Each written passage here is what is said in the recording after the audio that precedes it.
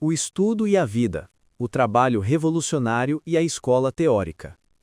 Na atualidade, atravessamos um período sumamente complexo. Cada ano nossa vida se complica mais e mais. Em nossa edificação soviética são necessárias forças cada vez mais qualificadas. Agora, já se torna sumamente difícil abordar de um modo primário os problemas sociais. Pelo contrário, a dialética marxista nos ensina que o que ontem era negro, hoje se tornou branco. E o que ontem era vermelho, hoje se tomou branco. Em cada ocasião, é necessário saber focalizar de forma profunda, marxista, cada problema social. É necessário saber abarcar o objeto em seu conjunto e, ao mesmo tempo, saber analisar todo o seu conteúdo interno. Compreende-se que para abarcar o objeto em seu conjunto e analisar-lhe o conteúdo, torna-se necessário possuir previamente uma ampla preparação marxista. E essa preparação marxista será tanto mais necessária quando a pessoa não tenha realizado antes um grande trabalho prático.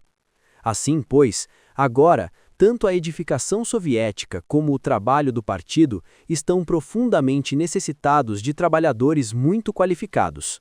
Nossa União Soviética, pela educação política, pela atividade política das massas e pelo seu profundo espírito político, está, diria eu, certamente, mais adiantada do que todos os países europeus e de outros continentes.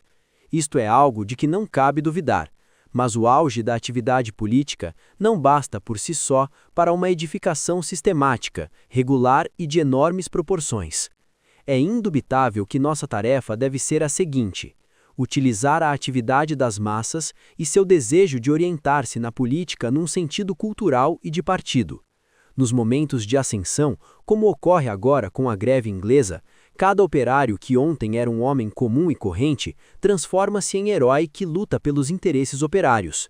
E o entusiasmo das massas vai criando cada vez novos heróis na luta pelos interesses dessas massas. Mas, camaradas, o ritmo do movimento progressivo nem sempre é rápido. Com grande frequência temos que retroceder, e nos anos comuns, o habitual trabalho de cada dia ocupa os 99% da vida da pessoa. O que é mais apreciado num dirigente do partido é que saiba trabalhar com entusiasmo na situação comum e corrente de cada dia, que saiba ir vencendo dia a dia um obstáculo após outro, que os obstáculos que a vida prática coloca diante dele, a cada dia e a cada hora, não possam extinguir-lhe o entusiasmo, que esses prosaicos obstáculos de cada dia desenvolvam e revigorem sua energia, que saiba ver nesse trabalho diário os objetivos finais e nunca perca de vista esses objetivos finais pelos quais luta o comunismo. O partido, nosso Estado-Maior, no mais amplo sentido da palavra, no qual também vós ides trabalhar, não deve esquecer em seu trabalho cotidiano esses objetivos finais. E sejam da natureza que forem os obstáculos que encontrem seu caminho, sabe ele firmemente que se esses obstáculos não são vencidos hoje, sê-lo-ão amanhã. E é necessário que no trabalho prático diário e com exemplos concretos saiba transmitir e inculcar na consciência das amplas massas de camponeses e operários sem partido essa sua profunda convicção da vitória final do comunismo. O operário, e o mesmo sucede convosco, vossos professores e dirigentes, só aprecia o dirigente que se inflama com as massas, que inflamando-se ele mesmo, inculca esse ardor à consciência da massa no seio da qual atua.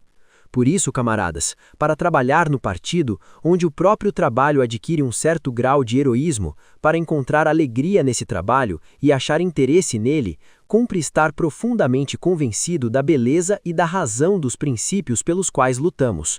E quem pode estar mais convencido da razão desses princípios e dessas ideias que o marxismo ensina, senão aqueles que o estudaram durante 3 anos?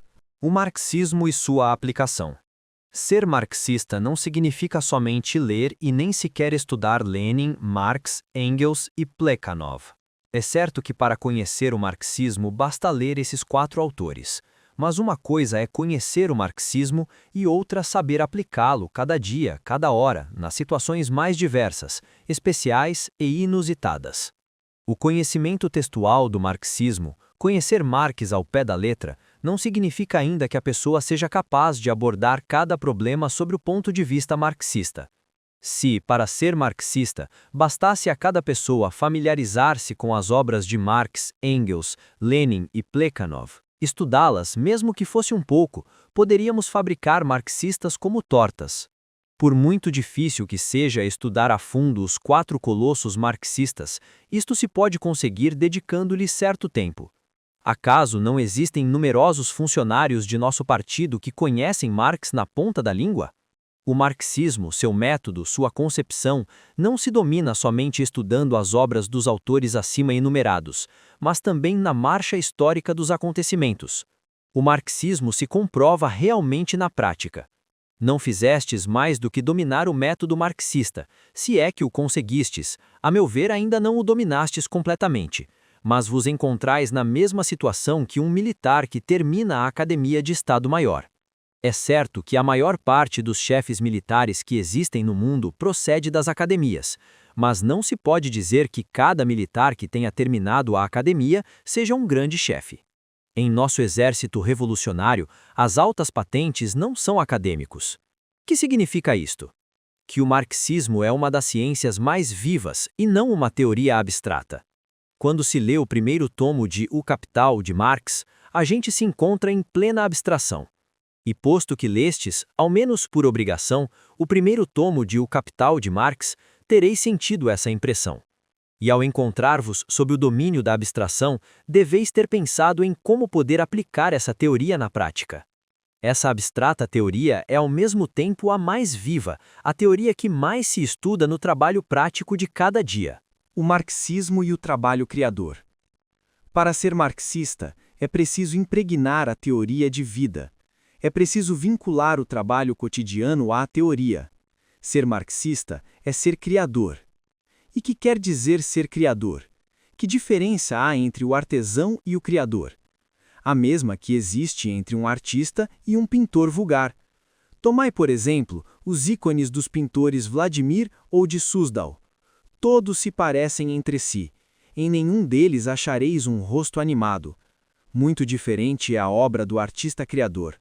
Quando este trabalha, põe toda a sua alma, mesmo que seja no trabalho mais simples, mesmo que não faça mais do que tecer alpargatas.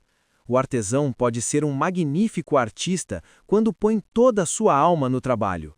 E, por sua vez, o artista pode ser um artesão, quando não faz mais do que besuntar, quando não põe a alma em seu trabalho.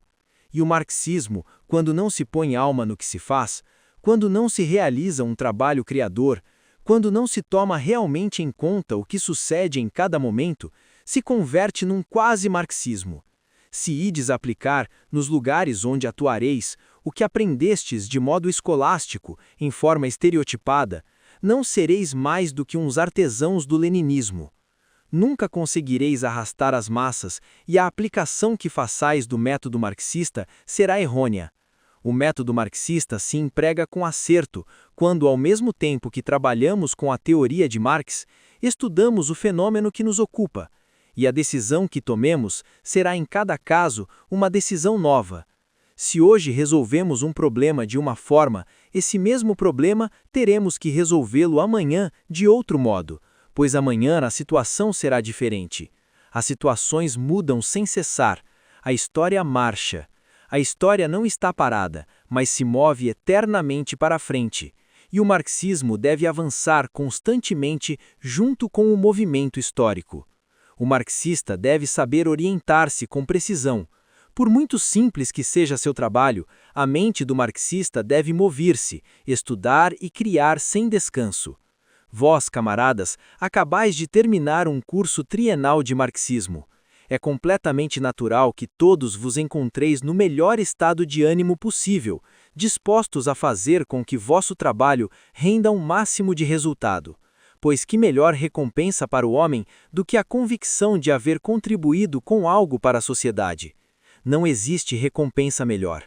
Por mais formosas que sejam as ilusões que tenhais, a satisfação maior que podeis receber é a de saber que sois úteis. Essa convicção satisfaz plenamente o homem. Entretanto, a juventude não pode ter passado pela experiência prática da vida, pela experiência política da luta revolucionária, pela experiência da luta entre as classes, pela experiência de direção, de conquista das massas. A juventude não possui essa experiência. Desejaria que tivesseis essa convicção, a convicção de que para dirigir as massas é preciso inflamar-se, de que se alguém se apresenta ante um auditório sem sentir-se emocionado, com vontade de dormir, é indubitável que o auditório sintonizará com esse estado de ânimo. Digo-vos com franqueza que não há nada mais sensível do que o auditório. Este é o barômetro mais sensível. Podeis falar da tribuna com uma linguagem balbuciante, mas se vos sentis emocionados, se os problemas que levantais têm importância e se na tribuna resolveis um problema, a massa também se sentirá inflamada. O que é que isto significa? Isto significa que para ganhar as massas é preciso inflamar-se com elas. Do trabalho entre as massas. E por último, camaradas, um pequeno preceito para terminar. Não cabe dúvida de que constituís e sereis uma força cultural nos lugares onde vos encontrardes. Agora nossa União Soviética é grande, nosso partido começa já a passar do 1 milhão, e nesse partido numeroso, como em todo o nosso país, a cultura é ainda muito débil. Por isso, quando começardes a trabalhar, jamais deveis alardear ante as massas vossa instrução. Não o façais nunca. Nesse sentido, a massa é muito sensível. Só se pode falar às massas quando se fala aberta, francamente, e com a ideia de que se trata de pessoas de tanto senso comum como nós, e que podem resolver um problema com a mesma sensatez que o próprio informante e autor. Estas são as poucas palavras que considerei oportuno expor no dia em que vos despedistes de vossa vida de estudo.